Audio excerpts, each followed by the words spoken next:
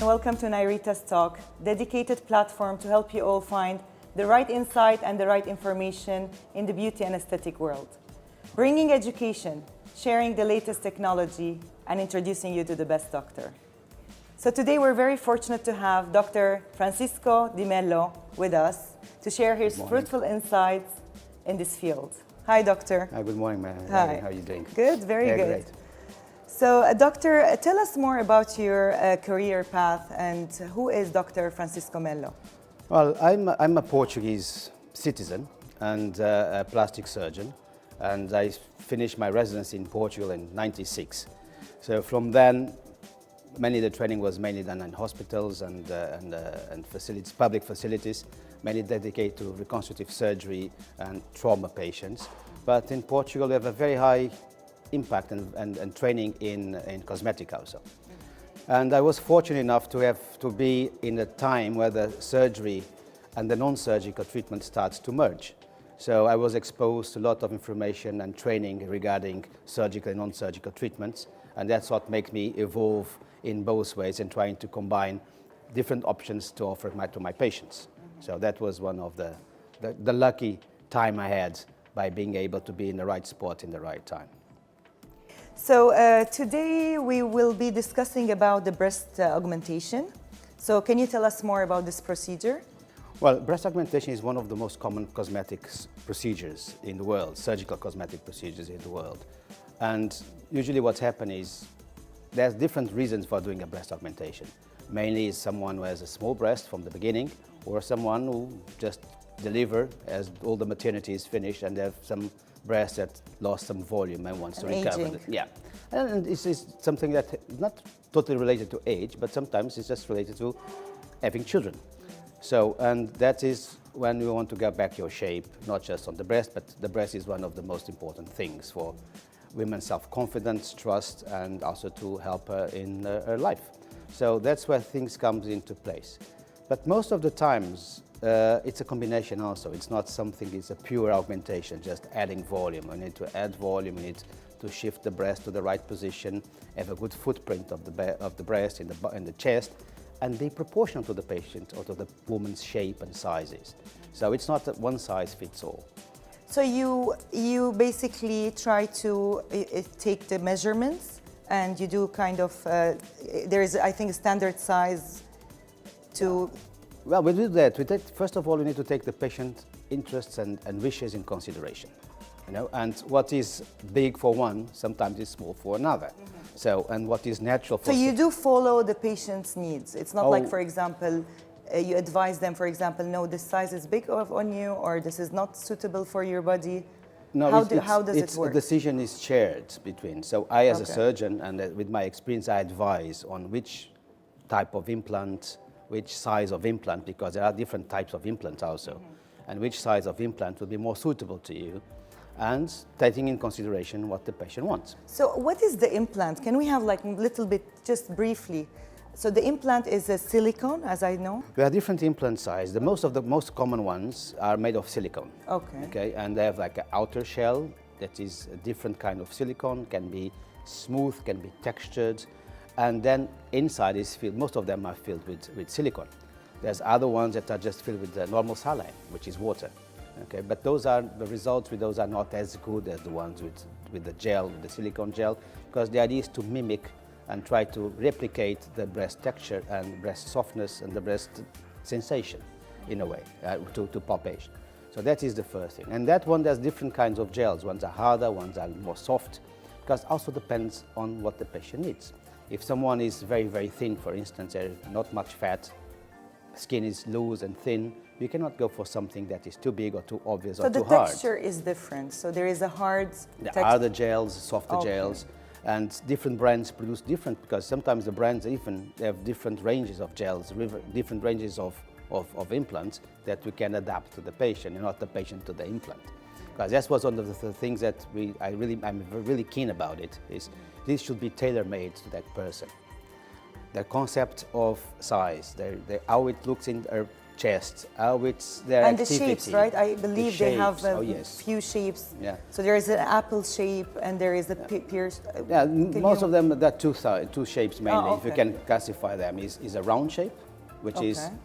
The apple shape. you can see the apple shape, and there's another one is what you call a teardrop or anatomical or pear shape, where the lower part of the implant is actually more projected and simulates more the breast. But depends on what is the existing breast. So if someone has no breast at all, of course, anatomical shape or pear shape will be looking more natural. But if the pet patient wants something more obvious, probably go to a round implant. So the thing is, the concept of being natural is so different from patient to patient, from And the culture body to structure culture. to a and- body yes. structure, yeah. And it's culture related also, because some places in the world would we look someone and say, I want a natural result, and I ask an example what she considers a natural result, and they show me, and is for in my view or where I come from, that's not natural at all. But and that was one of the big challenges when I came to Dubai, is we are such in a multicultural environment. Yes. Is what is natural for each one of us.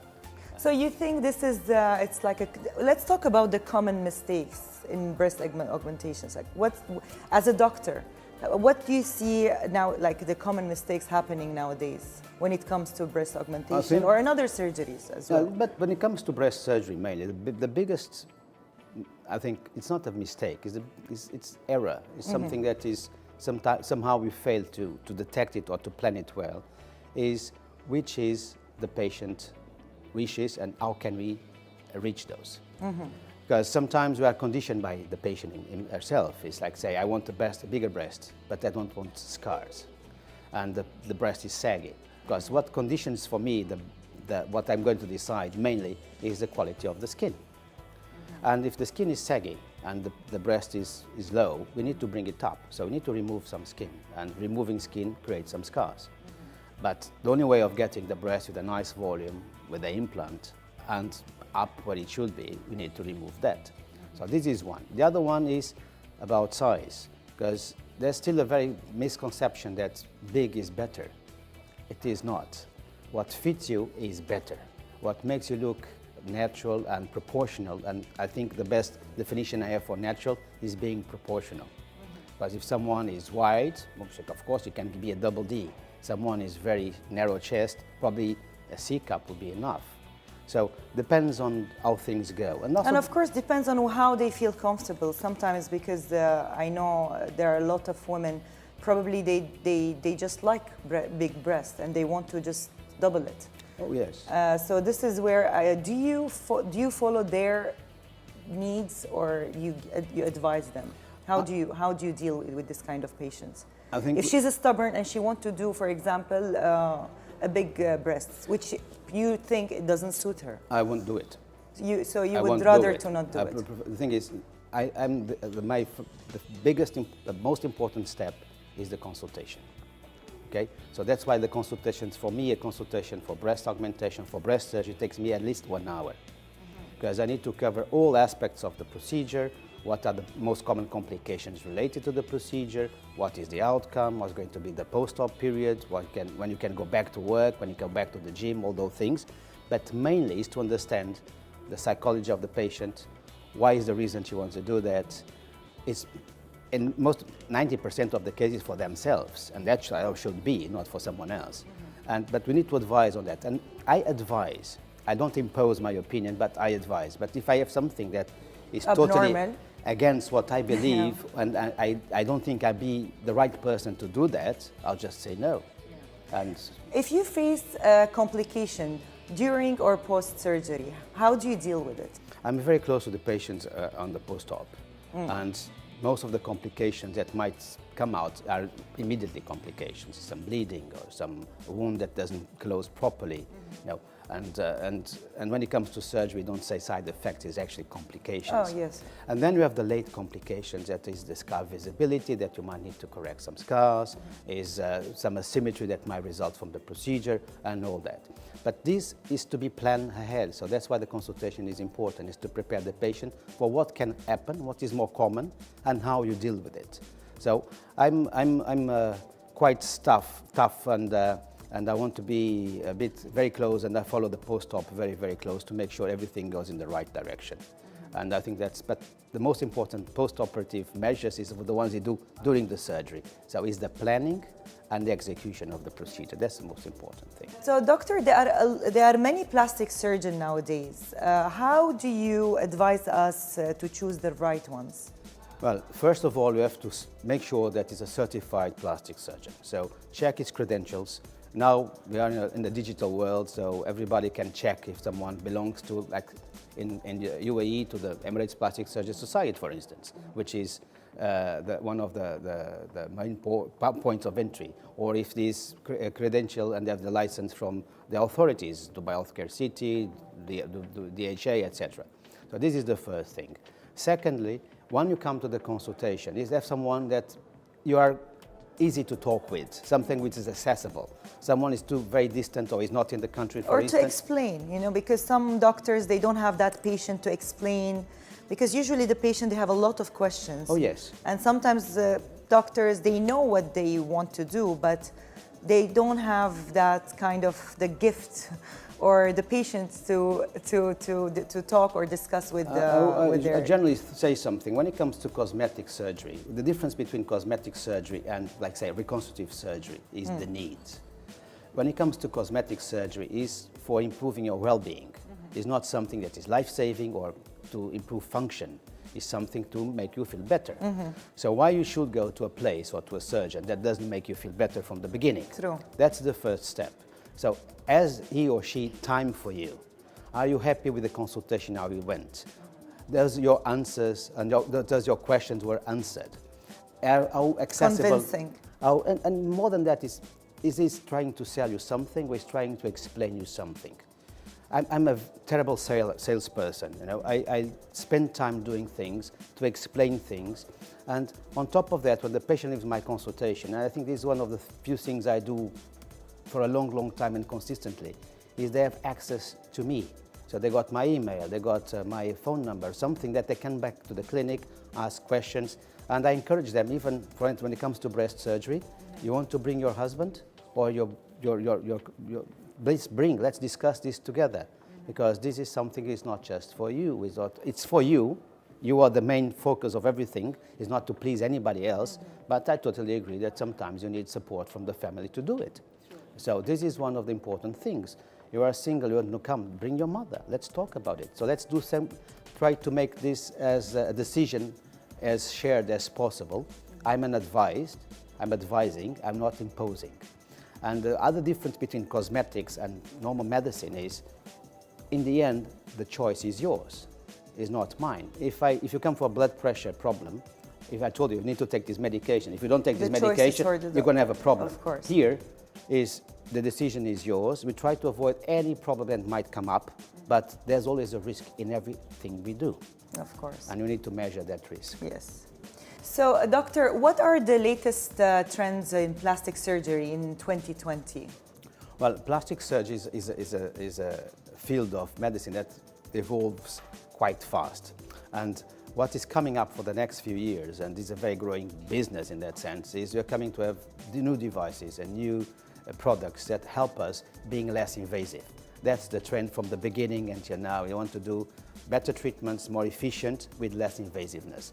And I think the biggest trend we are having, and is going to continue for the few last years, is we have options to the patients. Because when I started, if you want to do something to your face, the only option was a facelift. Yes. Now, the options you have for the face are immense, invasive, huge. And they have the option of invasive and non-invasive. And you can combine them. That's what I'm doing in the necks now, for instance, is combining invasive and non-invasive procedures to get the result. I know you have a signature treatment for the double chin. So can you talk more about this procedure, please? Yes, definitely. It's a laser liposuction, so it's a surgical procedure. That's why I usually start, because someone has too much volume on the neck. You need to reduce that volume prior to do anything. And the volume usually is driven mainly from accumulation of fat. And it's not, you don't need to be obese or to be overweight. Some people have it from the beginning. It's genetic. Sometimes it's some people the have constitutional aspect Yes. of it. So this is the first step, is how you can reduce that fat. For that, there are several options, but most of those options don't address the skin. Because what happens is, if you reduce the volume, then the skin needs to adapt to that new volume. If someone is young, on the mid-20s, well, the skin has that ability to do that. But it's not an extreme area. So the skin is thin, it's difficult to stretch.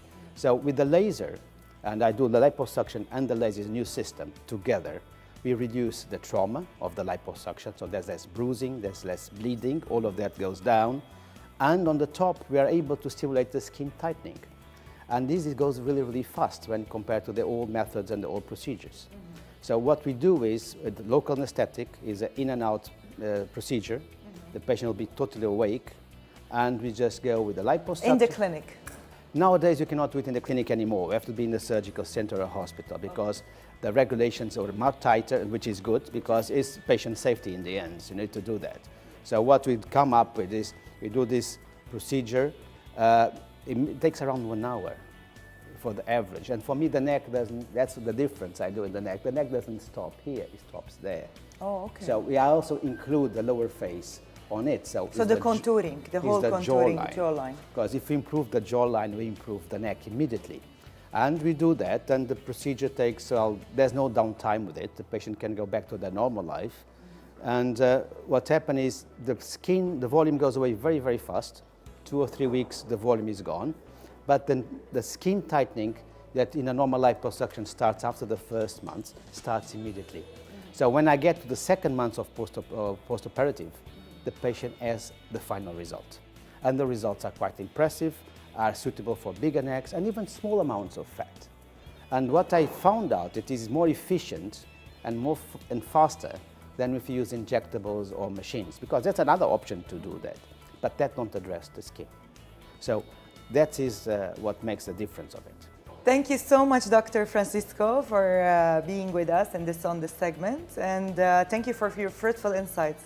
Thank you. It was a pleasure to be here with you and have this nice chat. And I would like to invite you anytime you want just to come to the clinic. We would love to come and see the clinic. And see the clinic, and we can discuss things in more detail if you want. Thank you so much. Thank you much. Thank you.